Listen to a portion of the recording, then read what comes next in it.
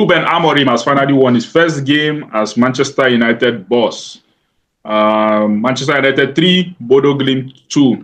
But this, I just hope that this thing doesn't become a habit to score early and allow the opponents back into the game, man. Because that was what we did against Ipswich. Scored within 2 minutes, and we allowed Ipswich back into the game. This one, I think it just took 47 seconds to score the first goal, and before you allowed Bodo Glimt back into the game and considered 2 goals. So what do you have to say about the game? How impressed are you? I'm not impressed. Maybe a decent second half. Chances created as usual. They've always created chances. The issue have always been conversion. They were reckless with the chances. Garnacho alone had 3 in the second half. Rashford, Ahmad, if I'm right. Well, Ahmad is a half chance. Look, there's nothing to be. It's just still hope. Look, I don't know.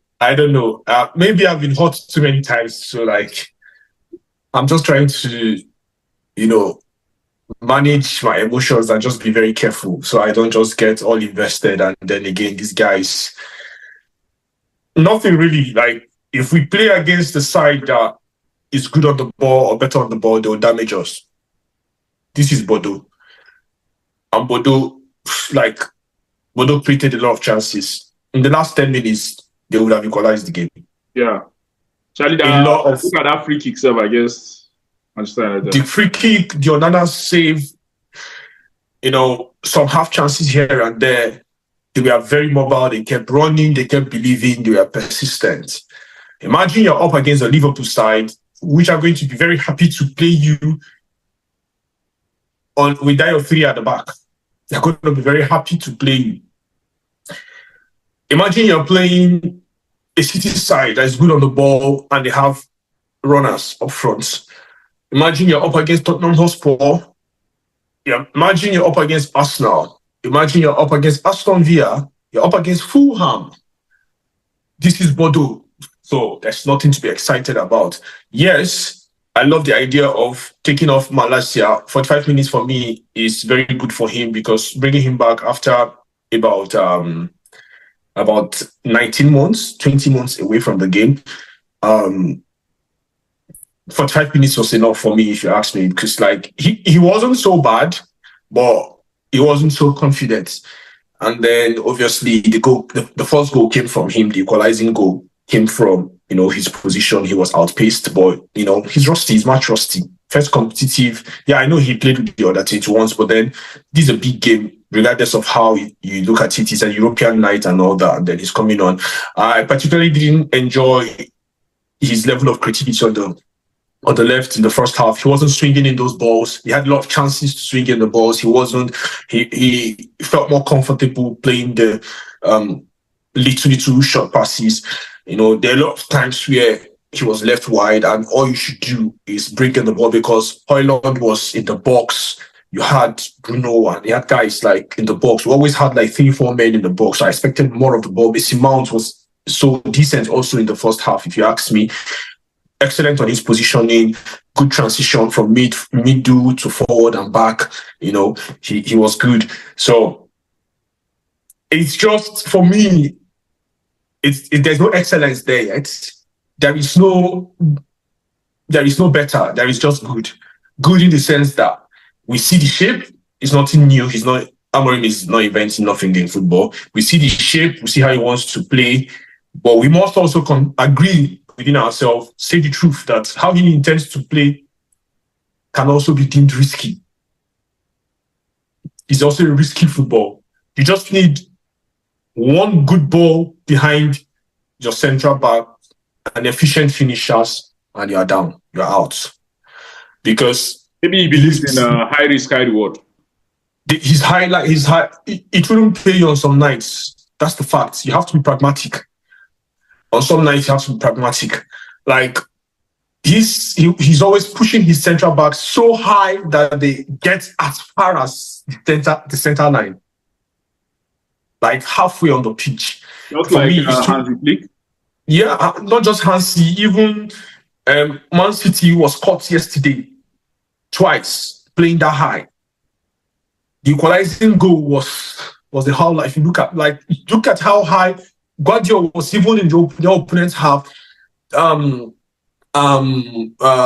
What's it called? The guy who came in from Dortmund. They were all so high. Just one good ball, and you had two attackers, up in their front and that. So for me, really, there's nothing to be excited, honestly. It's still just the whole vibe, the whole aura of a new manager.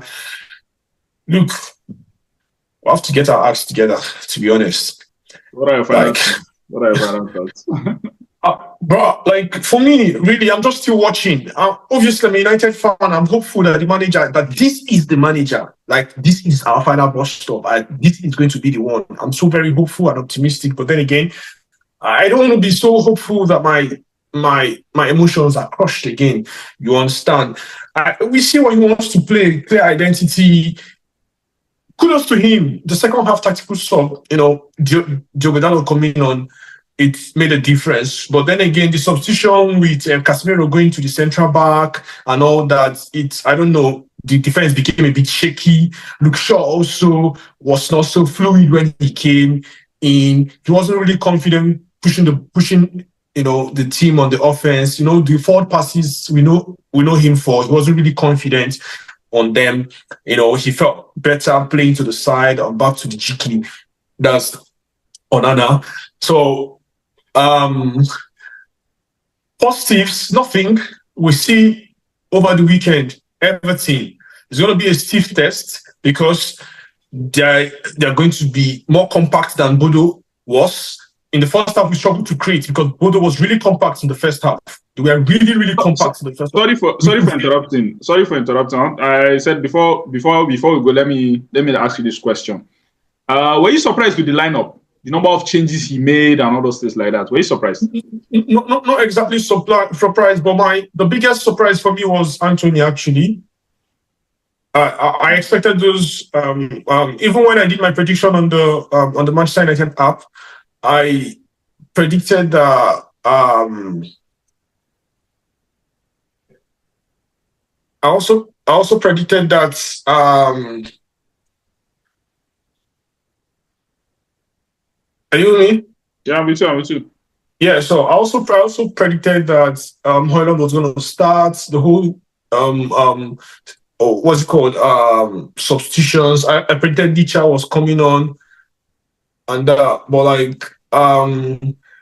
I didn't see Anthony. I thought Anthony would have come on as a sub. I didn't see Anthony starting, but that's you would have expected that because you would have expected that because he's trying to get the perfect mix. So everybody deserves the opportunity to play. It's a new system, it's a new manager. He doesn't know the players so much. It's mid-season. So all he just has to do is sort of get the mix to see what works best for him on both ends of the pitch, on the defensive side, on the attacking side. He also needs the best midfield combinations and the best wing-back attack combination because these are sort of very critical positions in his style of play. He always wants one wing back pegged on the touchline on whatever side. If we're playing to the left, he needs the guy on the far right pegged to the touchline. If you're playing on the far right, so he basically just looking for the best combinations. Or I think for me now, the two players that maybe might have cemented their position, if you're 3 players or 4,